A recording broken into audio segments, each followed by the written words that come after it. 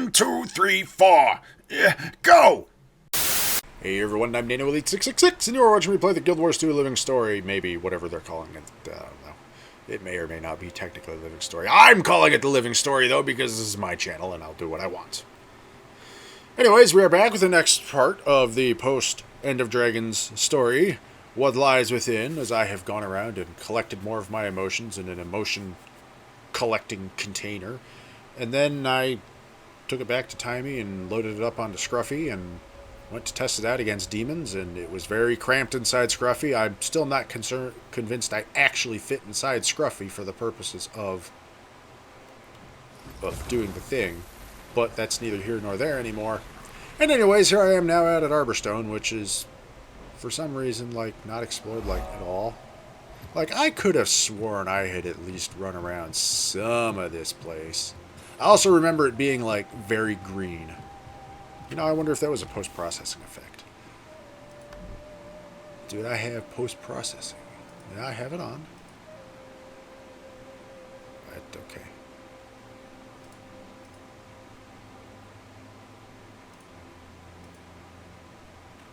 Yes, it used to be, like, very green-tinted here.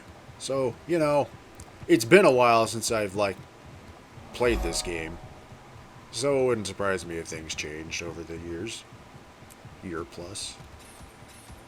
Anyways, I'm here at Arborstone to find someone who knows something about ancient Kurzick magic. Because we've acquired a ancient Kurzick magic rune from Chul-Moo, which was a very legitimately acquired good. Look who it is. I was starting to think you forgot about me. Sorry I've been such a stranger. I promise I'll drop by more. I have a lot more time these days. Where are you, Well, Rama? except today. Where are you, Rama? And apparently NPCs are just breaking all over for me. Rama, where are you? Because last time I had Chul-Moo not load in properly so I could give him boxes of stuff. Now Rama just appears to be invisible. Watch it be something silly like he's up here, hanging out on the upper floor for some dumb reason. I was about to say, I totally don't know who you are, Valeria, but apparently you weren't talking to me, so I don't have to feel bad about forgetting you like I forgot about who Cinder was a part or two ago.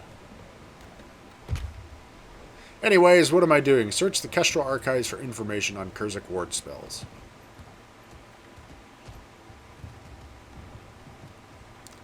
Oh, archives. Let me guess, I have to be... I don't like this. Not one bit. Me neither. Ayumi's compromising everything we've built. That child has no appreciation for our legacy. Fury never should have brought her into our ranks. Fury was the best of us. His niece is not. Womp womp.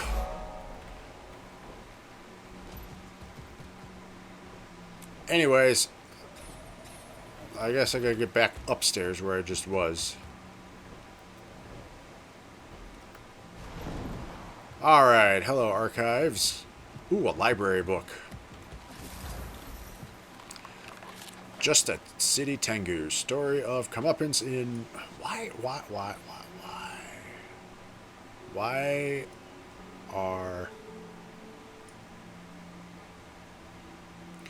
title no fit? Why can't stretch window?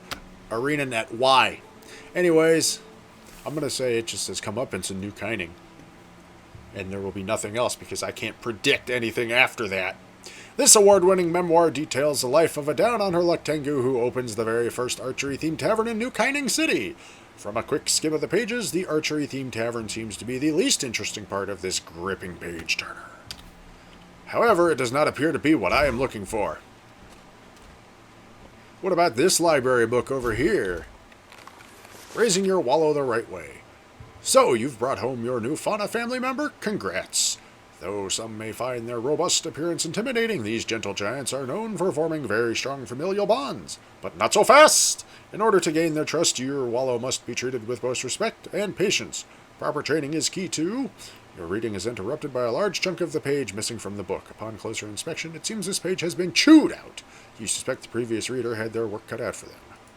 The pet ate the book. What's this book over here? St. Victor, a legacy encased in jade. We find ourselves at the Harvest Temple, perched on the edge of history. As Visu's strike lands, time itself seems to pause, as if rendered a mere spectator of fate. It is here that Shiro stands, frozen, unarmed, vulnerable. From opposing sides of the room, St. Victor and Archimoris... Was it Archimoris or Archimoris? I don't remember. Lot gazes. Together they stride, side by side. Two bodies choreographed by destiny. St. Victor grabs the first of the blades. He palms the handle, still hot with Shiro's fury. Archimoris grabs the second. Each angles a blade towards Shiro's sides. Shiro inhales, closes his eyes, waits. The pierce of the blades is instantaneous, cold yet white-hot, concentrated agony. And it begins, reality imploding into pure energy. Sight and sound blur into something indistinguishable, the sheer force of life collapsing upon itself. Existence is a vast wind, a deafening hum, a hue of jade green. Then, nothing. And that's how the Jade Sea was formed! Shiro didn't like being stabbed. Did not like it at all. What about this one? Romance spells for the romantically inept. Charm them with this handy list of flirtation charms. Has the dating scene left you more jaded than an Ekavald pit mine? Are your conversation starters doubling as conversation enders? Then you, my friend, have come to the right place. Our how-to guide takes a streamlined, no-nonsense approach to all things amorous. With our simple cheat sheet of easy-to-remember incantations, you can go from limp Nasaki Bay fish to the alpha drake of your dating pool in no time. An additional note in exceptionally fine print reads, attempting and or successfully performing the libidinous... Ooh, that's a fancy word. I don't know if I've ever seen that one before.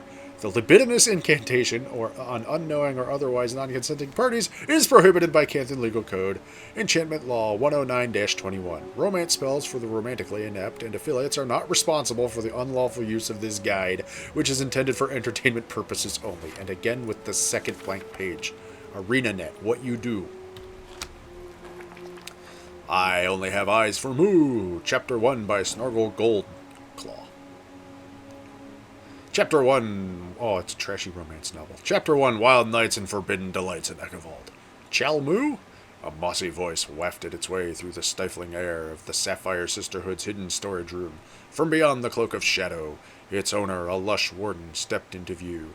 Tantra Mooncall, leader of the local Shriekers gang.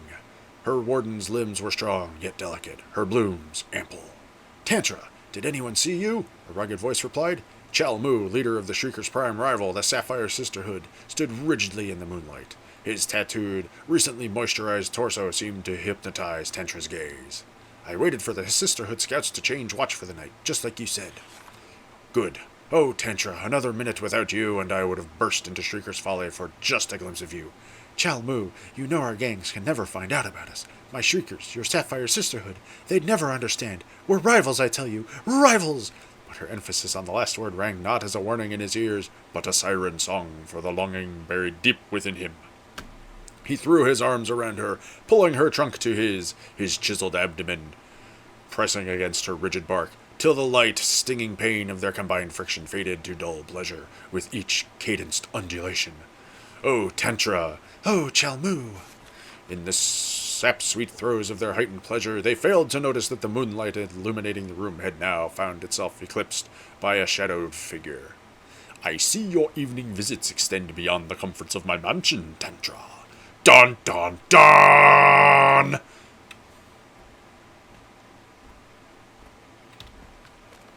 The importance of reading in the Age of the Dragon. Ask any of Cantha's most influential figures the secret to their success, and you'll likely receive the conventional responses. An early bedtime, a healthy diet, and, if they're the epitome of overachievement, an exercise regimen. But one surprising thread of commonality connects vivacious entertainers and high-performing athletes to the most apt scientific minds of this generation, a love of reading. Take, for example, Cantha's notorious inventor and entrepreneur, Lady Yu Jun. When asked how she spends her precious free time, she immediately listed family time and reading.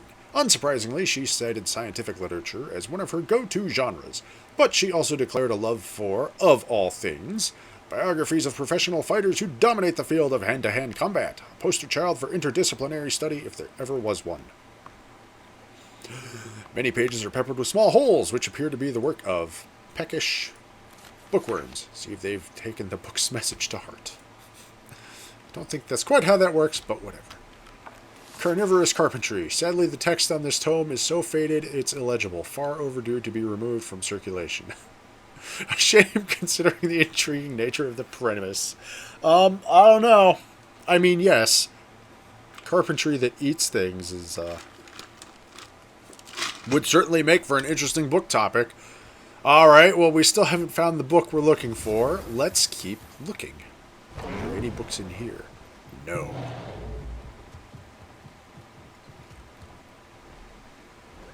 There's got to be something on the second floor.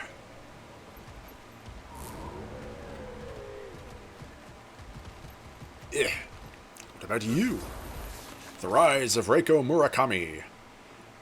What would today constitute Reiko Murakami's rise to power began materializing during the year 1073 AE. It was during this time that Reiko, aided by her nephew Ashu, tapped into the fears of the Kanthan public consciousness. And what was ailing the nation at this time was, of course, a very serious, very threatening public health crisis, the affliction. Oh, is this the, was she the head of the Ministry of Purity? Or somehow affiliated with it? Using her outspoken position on the affliction and its negative runoff into Kanthan society, Reiko was able to garner increasing support, solidifying both Reiko and Ashu as public figures. It's no coincidence that at about this same time, Reiko began ascending the ranks of the Ministry of Flame. However, her time with the ministry would be ultimately short-lived. She grew more vocal and disillusioned by what she deemed various flaws plaguing the organization. Citing various grievances ranging from bureaucratic ineptitude to complete negligence of national welfare, Reiko concluded that a new ministry was needed to right the wrongs of the previous establishment. Yes, I would know this if I just kept reading. And in 1077 AE, Reiko brought this very dream to fruition. She established the Ministry of Purity. And I never actually got around to finishing that story chunk back in the original Guild Wars. Got like right to the very end of it. And I just didn't finish. The Sower's Almanac. Due to an unprecedented rise in seasonal rainfall, this quarter's per capita output of rutabaga crop plummeted a whopping 16% from the previous year. Adjusting for subsidies aimed at incentivizing the mass production of coriander. ... Your eyes glaze over as you skim pages upon pages of near incomprehensible records of harvest yields over the last several centuries. Woo! So exciting! Hello, researcher. You've been endeavoring to do untold history of the Celestial Ministry, how it collapsed, what happened after the Zaitan disaster, or am I interested in helping? Go on. The 4 ministries were broken down, and the ministers mostly disappeared from view. I want to know what happened to them, their families. This is the untold history of modern Kantha. Fascinating. How can I help? I've tracked the living descendants of the Celestial Ministers. I've tried talking to them myself, but that's where I'm hoping you come in. You want me to talk to them? Yes, see if you have any if they have any documentation, letters, permits, anything. They're all located in Kining City. You should start there. Who am I looking for? Oh, I've got just enough intel to start writing, so I appreciate the help. I'd start with Jiaobo. He descended from Minister Jaisan. Not the most friendly guy in New Kining. Jiaobo. That guy it is. Haven't interacted with him much. Jaisan's descendant, the former Minister of Earth. Family still got ministry ties, but he wrote off that lifestyle. Doesn't care for copious amounts of paperwork. I think he runs a noodle joint now. Pretty popular one too, if I'm thinking of the right place. And this is just all sorts of side questing stuff that I don't care about right now. Anyways, let's lead this other book. Mythology of ward spells. A beginner's guide to casting, disabling, and basic incantation. Sounds promising. Think there's anything on sealing incantations? Probably, but we'll still need some guidance. Time to pester Valeria again. You go do that, Invisible Rama. Anyways, Ludwig's Anthology of Ward Spells. A beginner's guide to casting, disabling, and basic incantation. From those who are just beginning their spellcasting journey to those who are looking for an accessible review of ward spell basics, Ludwig strives to be the go-to reference material for all manner of casting, disabling, and incantation. Since his own spellcasting journey began nearly 200 years ago, Tobias Ludwig sought to dedicate his life to the study of ward spells and their application. Ultimately, this pursuit grew to include what Ludwig would eventually refer to as his life's call, teaching. Ludwig's introduction to ward spells was as humble as his roots. After putting in an exhausting day's work on his family's farm, he and his twin brother Elias would retire to the barn to blow off steam in the way siblings do best, smacking each other senseless. It was these formative years of roughhousing that gave Ludwig ample opportunity to test out his spellcasting skills. Elias proved a worthy and more than willing opponent, and since Tobias had no desire to cause accidental damage to his brother, not to mention that their mother would have been furious, protection wards became his personal favorite. Hard to imagine that sibling roughhousing would get the ball rolling on what would eventually become some of the most groundbreaking developments in magical defensive work of the modern age. Alright, we found our book finally. I read like every other book in the library. Ludwig's Anthology of Ward Spells. Oh no! A beginner's guide to casting, disabling, and basic incantation. Sounds promising. Think there's anything on sealing incantations? Probably, but we'll still need some guidance. Time to pester Valeria again. Valeria! Help! I'm being haunted by a disembodied voice. Make it go away! Oh, welcome back, bookworms. Oh, is that Ludwig's anthology? That's a classic. Try anything out yet? Well, we have no idea what we're doing. Don't beat yourself up. This takes years to master. Time is a luxury we don't have. You won't become experts overnight, but with a simple spell and a competent teacher, you might pull it off. How free is the rest of your day looking? I'm flattered, but this is above my skill level. You'd be better off asking the steward at the Historical Society. She managed to disable wards on some Zuhelzer relics. Not sure if she can cast or not, but she's a great resource. Okay. You know what? I have a thought. I'm gonna go outside and see if that makes Invisible Rama come back.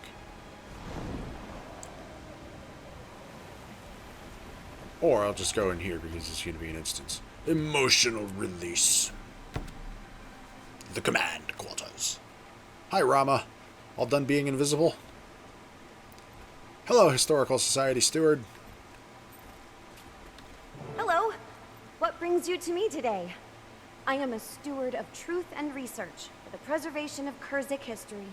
We're new to casting, sealing wards, but it's, not going great. How did you come into possession of an ancient sealing ward? They're highly uncommon. It was, passed down to me by my uncle. A real jerk of an uncle. By marriage, no relation. But I want to learn how to use it, and Valeria said you're the person to talk to. Oh, she's very kind. Though, I mainly practice in disabling wards. But some basic sealing work shouldn't be a problem. Okay, I have no idea what we're doing. Let the steward know when you are ready to begin. Now, you'll want to speak clearly, with intent. Visualize your desired outcome. Easy enough. I seal this pass before me. 2 worlds, once whole, divide, and... Oops! Rama!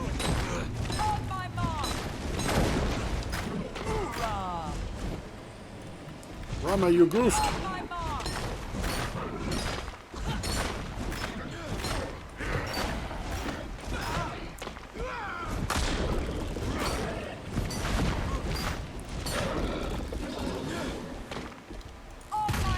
Ready to hit.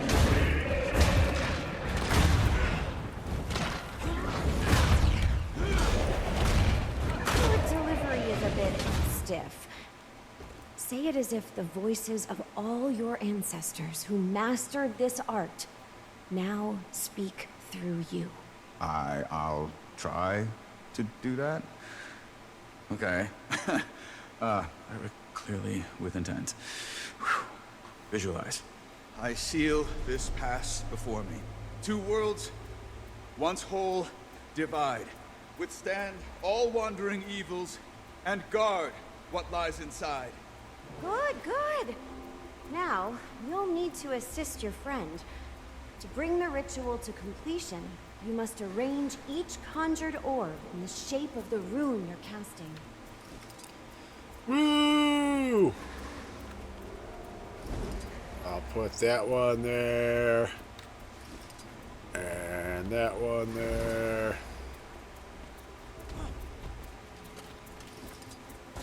Wouldn't it be funny if Rama was still invisible while doing this? It would be like when I played Battlefield 3's story and got to the last level and it didn't render properly. And me and the villain didn't render in, so the whole QTE was just a camera moving around, just invisible people beat each other up, and then a nuke was disarmed. It was very silly.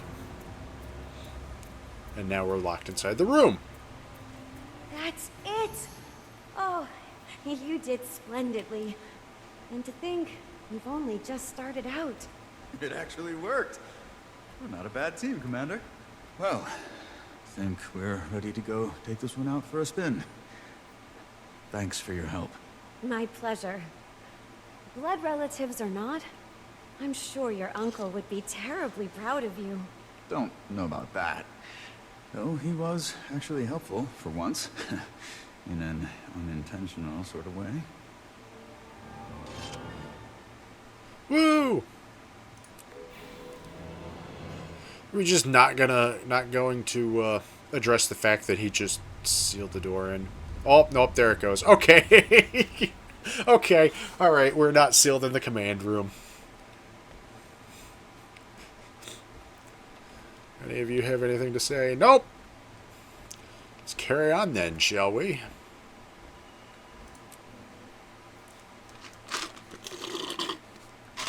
My drink is empty. Alright, where to next? Back to Gyala Delve. Did I say 12? 12. The number that comes after 11.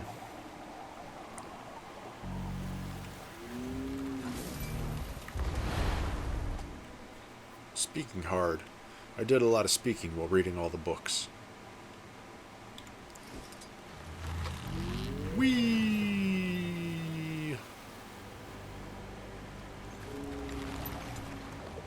Excuse me, I didn't tell you to go underwater. Or did it just bounce off the surface hard enough from landing that it decided, nah, we're going underwater now. Alright, what kind of trouble are we going to get into now?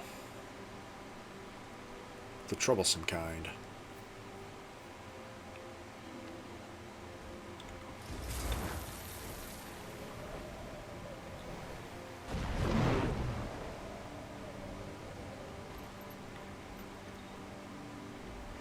It's the kind where I go and chop this tree first.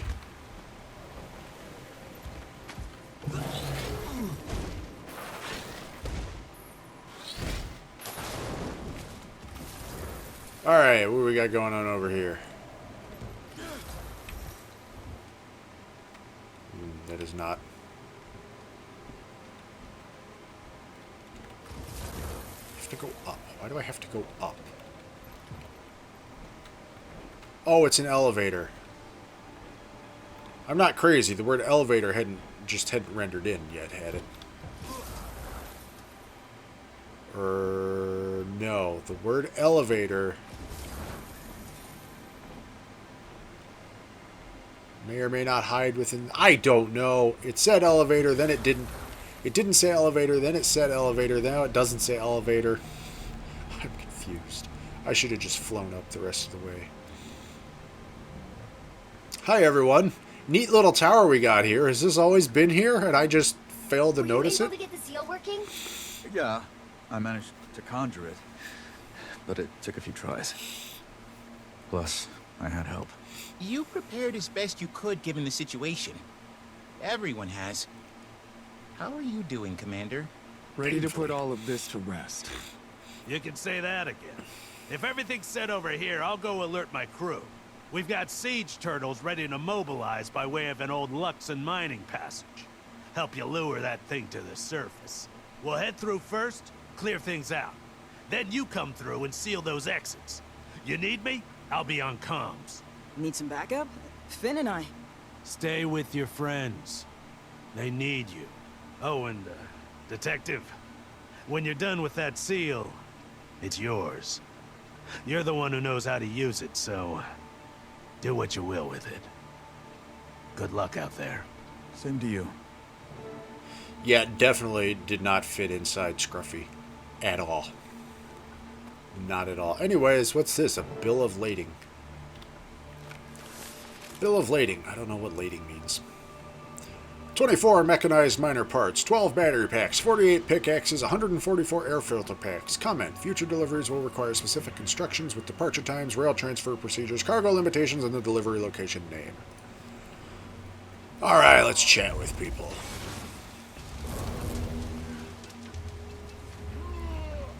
Didn't everyone just have chat things floating above their heads? I thought everyone just had chat things floating above their heads. Did I hallucinate it? I don't know, ladies and gentlemen. I don't know. I'm going to touch the charging station.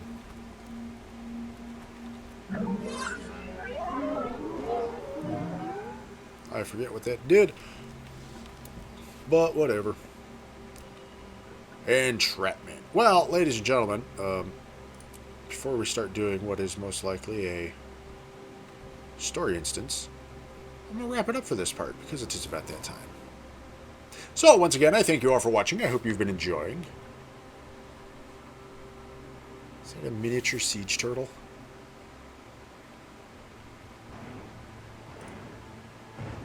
I don't know.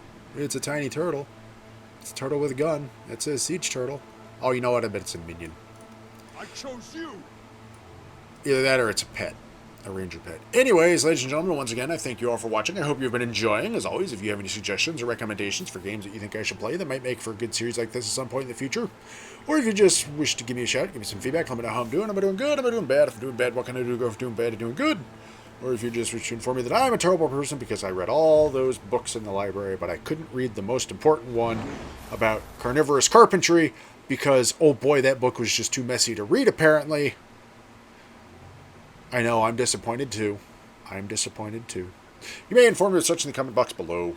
PC, PS4, PS5, and Switch for game suggestions, as that is all that I can currently record on right now. And as always, if you enjoyed this video and want to see more like it, then please subscribe to the channel. That way you'll be kept up to date whenever I post up new videos, and then you won't ever have to miss out on any of the shenanigans that go down in this my little corner of the internet. I just had a thought. If I stand on this elevator as other people use it, am I just going to go up and down with it? Probably. What was I just saying? Subscribe to the channel. You won't miss out on the shenanigans whenever I do them. If you know of anyone else who might enjoy watching this sort of thing, please share this video or one of my other videos with them. Point them in my general direction, so maybe they might potentially swing by and be amused by the shenanigans that go down in this my little corner of the internet.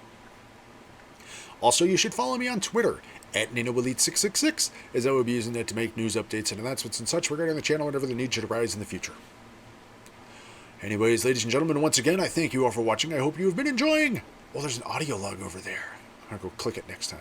I'm NanoElite666, and I will see you all next time, where I'm going to go click that audio log, assuming I don't forget. You would look at yourself and say, how would you forget? You're going to stop this recording, take a moment, start the next recording, and go. How would you forget? But that's where you're wrong. Because as you see, my drink, it is empty. And I'm going to go get another drink. And I wouldn't put it past myself to just completely forget in the couple minutes to go downstairs to my fridge and get another drink. And then coming back to completely forget about the audio log. But the word is still there. You know what? I'm going to go click on it. Oh, I can't click on it. I was going to click on it to have it highlighted so I would remember. But it's too far away. Ladies and gentlemen, will I remember to go get the audio log when I come back with a new drink? Tune in next time to find out!